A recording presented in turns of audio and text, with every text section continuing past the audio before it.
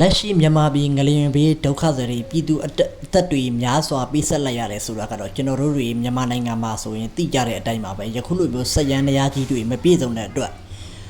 ပြည်သူတွေရဲ့အသက်ပေါင်းများစွာကိုနှုတ်ယူသွားတဲ့ငလျင်ဘေးကြီးဒုက္ခတွေကိုခံစားခဲ့ရတာပဲဖြစ်ပါတယ်အဲ့ဒါကြောင့်မို့ကြည့်ပါအောင်เนาะကျွန်တော်ဒါကတော့ကျွန်တော်ခေတ္တမလေးရှားမှာကျွန်တော်ဆောက်လို့ရတဲ့ခုမှာလုံနေရတွေ့လို့ကျွန်တော်ရိုက်ကူးပြီးပြန်လဲမျှဝေတင်ဆက်ခြင်းဖြစ်ပါတယ်ဒီစက်ရန်တရားကြီးကတော့တွေးမိတဲ့အတိုင်းပါပဲဒီကွန်ကရစ်လမ်းကြီးကိုဒူးတယ်အနည်းဆုံးပေကိုလိုချင်လိုသလောက်3-4ပေလောက်ထိအရှိအဝင်ထိ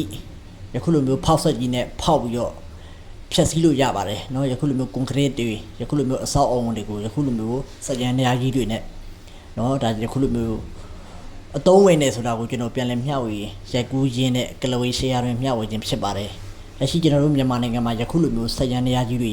များစွာရှိနေမယ်ဆိုရင်လက်ရှိငလျင်ဘေးဒုက္ခမှာပြည်သူအသက်တွေများစွာကယ်တင်နိုင်မယ်လို့ယုံကြည်တယ်